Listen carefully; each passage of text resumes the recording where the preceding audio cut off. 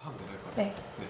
올해 2013년도 창원대학교 총학생회 이제 이름이 슬로건이 여러분이거든요. 그래서 항상 이제 사람들한테 인사할 때도 안녕하십니까 2013년도 창원대학교 여러분의 총학생회장 최호진입니다 이렇게 인사를 하고 싶었어요. 그래서 이제 작년에 얘기가 가장 많이 됐던 게 소통이 되게 안 되는 학생회 그리고 이때까지 학생회가 뭐 비리라든지 뭐 개인적인 뭐 이유로 학생회를 한다든지 이런 부분 때문에 신뢰를 잃고 하는 부분이 커서 다른 사람들을 위한 그러니까 자기만을 위한 그런 학생회가 아니고 진짜 하고 여러분들을 위해서 일하고 소통할 수 있는 학생회가 되기 위해서 좀 많이 힘써 보고 싶어서 나오게 됐던 것 같습니다. 같이 얘기해 주시면 좋겠어요. 저는 이제 솔직히 말하면 학기 중보다는 선거 때가 제일 인상이 깊었어요. 저희가 나이도 어린 제가 나이도 어린 편이고 부후보님도 여자분이신데 저보다 이제 한 살 많은 분이고 하다 보니까 나이도 어리고 군대도 안 갔다 온 이런 기존에 좀 관습적인 부분을 깨는 부분이 커서 반대 운동도 일어나고 이제 투표율을 낮춰서 이제 낙선을 막 시키는 움직임도 있었거든요. 근데 이렇게 진심으로 학우분들에게 다가와서 가보니까 학우분들이 그때 매일매일 가져다 주시는 음료수 양이 하루에 100개 정도? 아 진짜요? 네, 한 후보당 그러니까 회장, 부회장 100개씩 막 이렇게 매일매일 가져다 주시고 하시는 게 되게 크고 막 힘내라 힘내라 한마디 해주시는 게 되게 크고 올해도 뭐 사업 하나 치면 이제 끝나고 나면 허전하고 이런 게 큰데 항상 끝나고 나서 나중에 이제 학우분들 만나보면은 생각보다 되게 잘해줬다 올해 한 해 큰 탈 없이 형들 데리고 이끌어간 게 되게 크다 잘했다 이런 말씀을 해주실 때 가장 좀 힘이 되고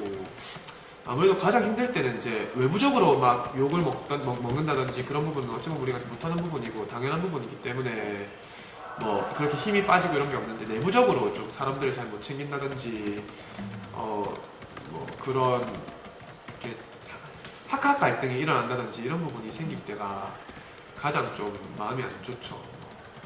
뭐 이제 단과대라든지 이런 이제 대학생들이 뭔가 지성인의 그거에 입장에 맞게 고민을 하고 하기보다는 요즘에 뭐 이익 이런 부분에 대해서 되게 많이 고민을 하고 서로 얘기를 하다 보고 마찰 일어나고 하는 부분이 커지고 하면은 그게 제일 많이 힘든 것 같아요. 그리고 그러니까 두 가지죠. 그러니까 학학 갈등, 그러니까 학생들이 뭉쳐서 학생 자치를 위해서 같이 힘쓰고 이런 부분보다는 뭔가 학학 갈등이 심하다 보니까는 정작 학생들이 다 같이 뭉쳐서 다뤄야 될 문제들에 대해서는 다루지도 못하고 소모적인 논쟁만 오가는 게 되게 힘들고 그 다음으로 이제 내부적으로 같이 이렇게 이것도 거의 비슷한데 학생회 안에서 내부적으로 총학생회 내부적으로 단과대 학생 내부적으로도 뭔가 이렇게 예전만큼의 관심도 높고 단합이 잘 안 되니까 그게 좀 많이 힘이 드는 부분이죠. 이번에 농민학생 연대 활동을 농아를 좀 많이 갔어요.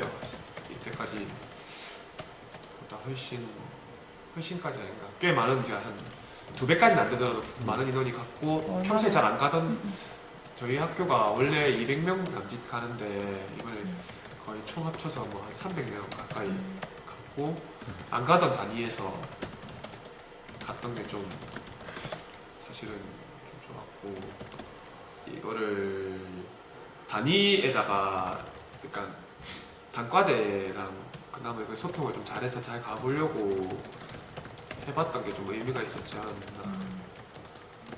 아마 근데 제가 생각엔 이거 가장 큰 요인은 그건 같아요. 작년에 새내기 사업을 했었는데 제가 그때 이제 새내기 사업을 하면서 전단대 새내기들이 좀 다 같이 어울릴 수 있는 프로그램을 많이 만들었었거든요. 그러다 보니까 다른 단과대의 인식 자체가 사업에 대해서 좀 많이 바뀌었던 것 같아요. 6년 만에 이번에 학생총회라는 거를 성사를 시켜서 일단 학생총회가 원래 2,000명 그러니까 학내 구성원의 일정 양 이상을 넘어야 그게 할 수 있는 부분인데 이번에 그게 성사가 됐던 게 좀 성과가 의미가 있었지 않았나. 사실은 그러니까 사람이 많이 모이고 성사가 됐다는 거에 대해서 성과점을 사실 가지는데 학생총회가 사실은 되게 저희가 반성할 점이 오히려 더 많은 사업이었긴 했어요. 그래서 그때 예진 내걸었던 게 국가장학금 개선이랑 그다음에 좀 졸업학점 문제 개선이었는데 이제 그거였죠. 그러니까 자기 전공 학점을 다 채워도 졸업을 못하는 거에 과가 있는 거예요.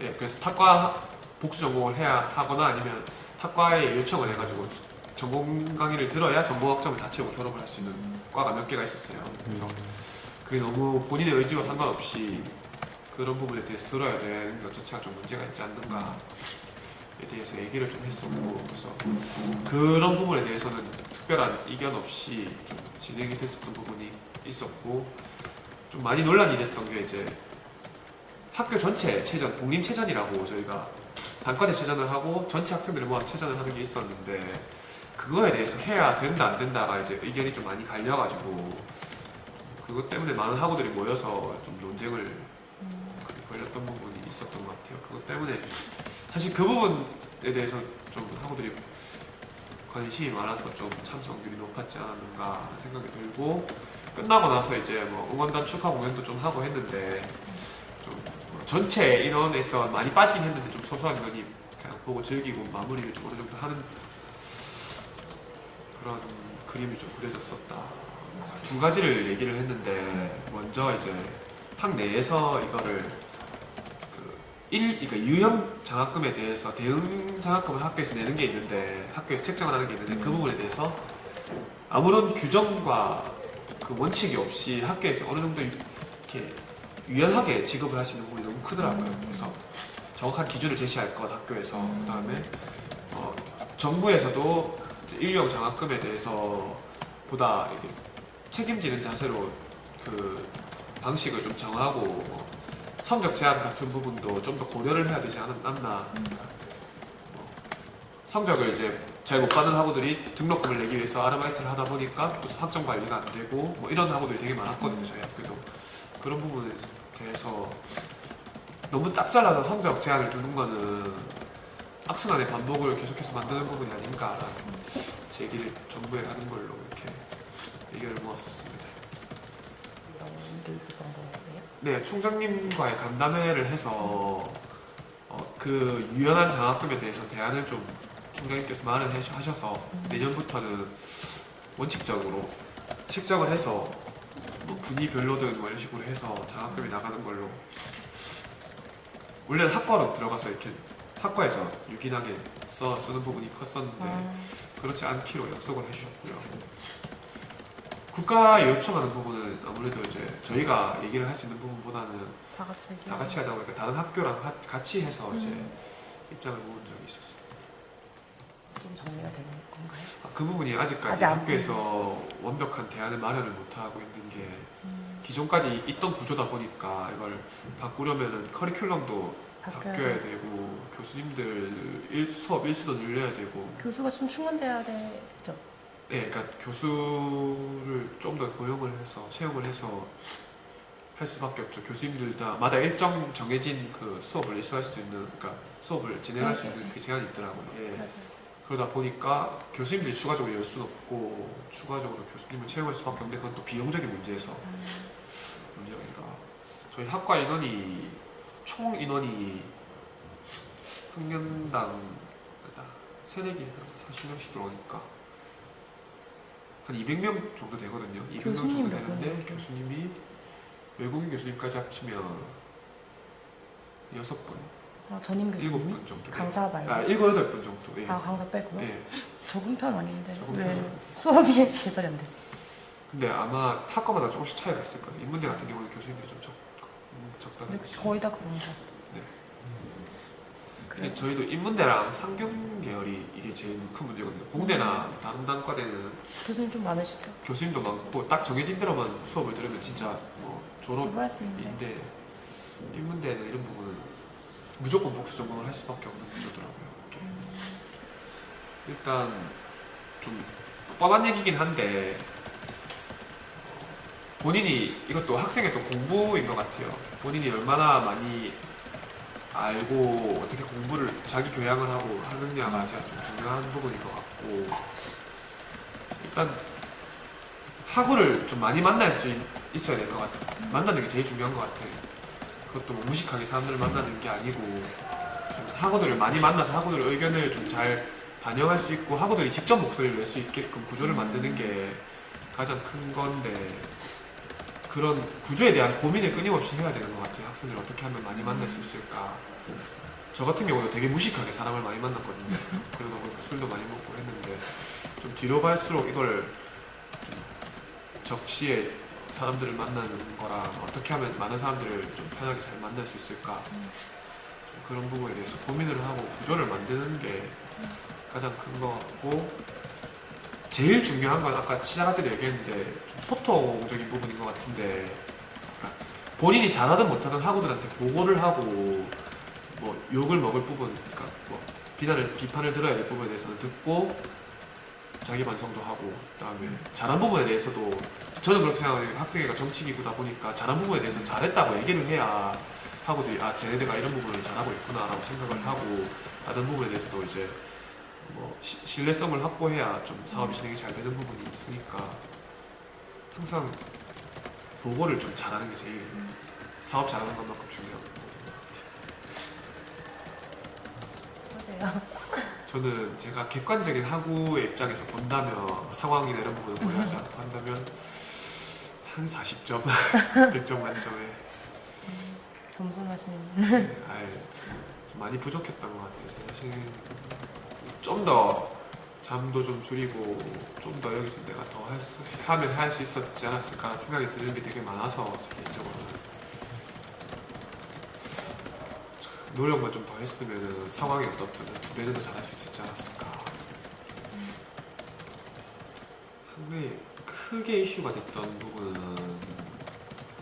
뭐 작년처럼 있고 이렇게 하진 않았던 것 같은데 이게 이제 상대의 이제 학교 본부의 소통 문제가 좀 있는 것 같아요. 그래서 학교에서 지금 어느 정도 학교 총장 직선제 폐지 부분이라든지 학과 통폐합이나 학과 뭐 단과대 이전이나 학과 명칭 변경 이런 부분에 대해서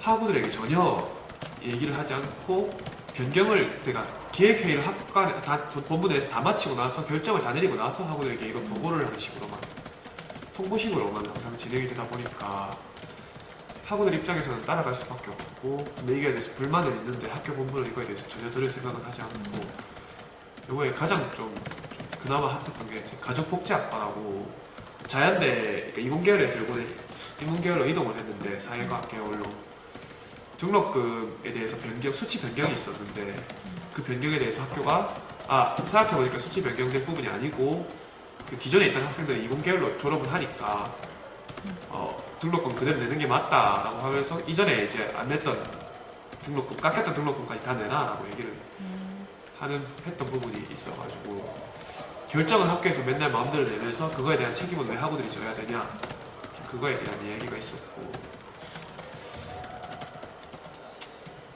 좀 그게 좀 큰 것 같아요. 학내 이게 또 소통 문제인데 학교 본부의 소통 독단적인 결정적인 부분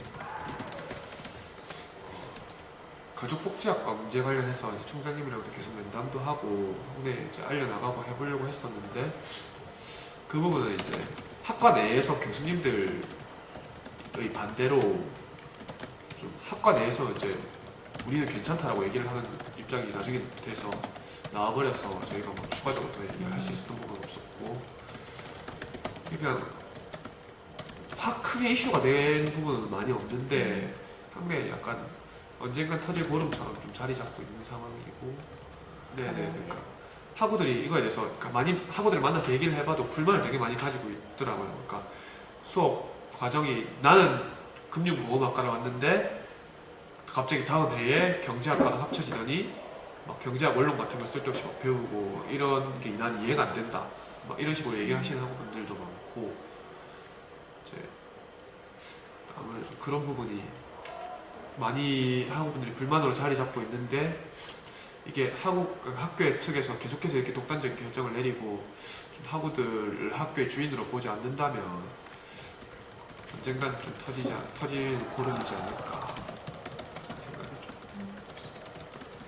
제일 궁금해서 일단 저희가 지금 당장 그 자고 붙이고 활동하고 있는 부분은 그 추가 납부 징수비 그 급여 보조성 지급비 폐지 직원분들에 대해서 저희가 학교에 여쭤봤어요. 공문 내려온 게 없느냐, 그리고 이거에 대해서 어떻게 쓸 계획이냐 여쭤봤는데 제일 처음에 공문적인 부분에서는 내려온 걸 저희가 확인을 하고 연락을 드렸는데도 공문 내려온 게 없다라고 얘기를 하시고, 그 다음에 어떻게 쓸 계획이냐라고 얘기를 하니까 학생들은 이거에 대해서 얘기를 할 권리가 없다는 식으로 얘기를 하시더라고요. 학교 본부에서 결정을 내릴 부분이다 라고 얘기를 해서 그거에 대해서 좀 알려나가야 될 것 같고요. 지금 재정회계법이라든지 기성예비 부분은 그 차후에 좀 이루어져야 될 문제인 것 같고, 네, 아무래도 다 엮여 있는 문제다 보니까 그 과정 중에 하나인데 일단은 뭐 큰 불부터 좀 끄자는 게 저희 실천 방안입니다. 급여, 그러니까 교직원들 급여를 삭감하고, 근데 그 부분에 대해서 어찌 보면 이제 원래 학교에서 필요로 했던 예산으로 잡았던 돈에서 그만큼이 비는 거니까 그만큼을 그거를 다시 원래는 이제 돌려줘야 되는데 안 걷어도 됐던 돈이고, 네, 그거 가져와. 그걸 이제 학우들한테 어떻게 썼으면 좋겠는지 물어보고 하든지 아니면 또 뭐 무식하게 빌려주든지. 돌려주든지 뭐 방법을 정해야 되는데 그거에서 전혀 학교에서 말이 없는 거죠. 네. 툭 까놓고 말하면 이제 사립화로 가려는 네. 전초 단계죠. 아무래도 법이나 이런 전초 단계. 그래서 저는 제 생각은 그래요. 그러니까 학생회가 중립을 지켜야 되고 어느 정당을 지지할 수는 없는 네. 부분인데 정책을 지지를 할 수 있는 부분이라고 생각을 하거든요. 그러니까 정치에 대해서 네, 저도 이제 정치학을 배우다 보니까 정치에 대해서 사람들이 되게 많이 혐오를 가지고 있고 뭐 되게 정치 얘기만 나오면 싸움만 하고 얘기하지 마라 이런 식으로 얘기가 많이 되고 깊이 대상인데 저는 정치가 없이 살 수는 없다고 생각을 하거든요. 우리가 아무리 우리가 막 뭔가 하고 싶은 걸 열심히 혼자서 쫓아간다 하더라도 구조라는 게 바뀌어버리면 모두 숲으로 돌아가고, 그만큼 구조라든지 정치에 관심을 많이 가져야 되는데, 그래서 대학생이라는 집단이 어찌 보면 공부를 하는 지성이 있는 집단이기 때문에 다른 집단보다 앞장서서 그런 거에 대해 관심을 가지고 좀 뭐 더럽고 비리 많고 이렇다고 해서 배제를 할 부분이 아니고 관심을 가져서 그런 부분이 없도록 좀 압력을 넣어줘야 되는 게 대학생이라고 생각을 하고, 그래서 뭐 어느 정당을 맹목적으로 지지하게끔 만드는 거에 대해서는 무조건 저도 반대고 그래서는 안 되는데, 그냥 다양하게 정치 문제 이슈에 대해서 학우들이 좀 접근을 할 수 있게끔 하는 것이 어찌 보면 저는 학내 정치뿐만 아니라 이제 학내 정치를 넘어서 학생의 의무 중에 하나라고 생각을 하는 것 같아요. 합니다. 뭔가 그러니까 저는 되게 그거에 대해서 민주주의를 근간에 크게 흔들 수 있는 하나의 사건인데, 네, 그거 그 너무 정당의 이익이 네. 또 어쩔 수 없이 걸리다 보니까 학우들 입장에서 보았을 때는 또 그런 것 같아요. 정치인들 싸움처럼 보이고, 저희도 그걸 진행을 했었는데 시급선을 이제 방학 기간에 터지다 보니까 의견 맞아요. 수렴 잘 여론 방학 수렴 직전에. 잘 되고, 예. 시험 기간.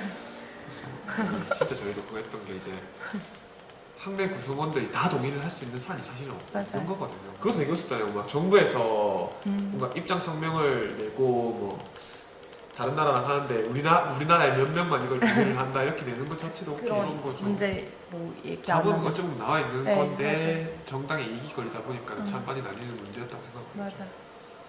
저는 좀 이런 생각이 들어요. 중립이라는 단어가 정치기가 절대 가질 수 없는 네, 부분이라고 저도. 생각을 하고, 저는 그러니까 그 단어가 생각납니다. 중용이 아, 되게 중용. 필요하다고 생각하니까 뭐 여당이든 야당이든 학우들에게 이익이 될 만한 부분을 내놓는다고 생각을 하면은 충분히 학생회에서 고민을 해서 그거에 대해서 지지를 할 수는 있다고 생각을 해요. 물론 맞아요. 그게 판단이 잘못돼서 나중에 학우들에게 해가 됐을 때는 그만큼 뭐 반성도 해야 되는 부분이고 뭐 지탄을 받아야 될 부분이지만 그런 게 필요하죠. 학생의 문제. 이게 진짜 힘든 게 아무것도 하지 않는 거는 중립이 아닌데 맞아. 사람들이 아무것도 하지 않는 게 중립이라고 생각을 맞아요. 하다 보니까 뭐 국정원 사건 터졌는데 의견 분분한데 그냥 의견 내지 말자.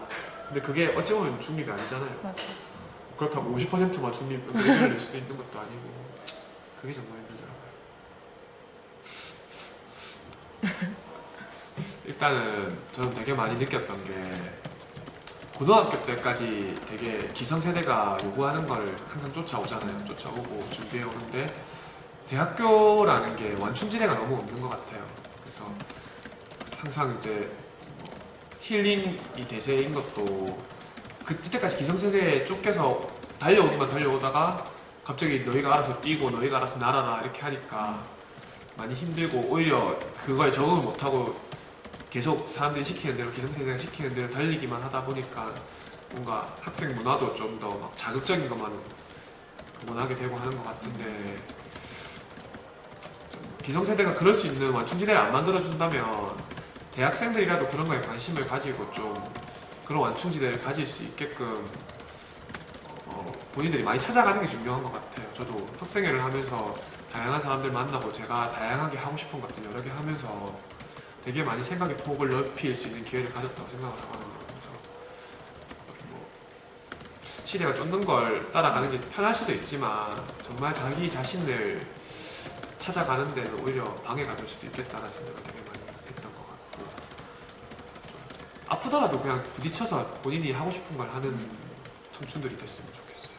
제가 아직 나이가 어려서 이런 말 하기 참 좀 부끄럽긴 한데 아, 네. 좀 그게 큰 것 같아요.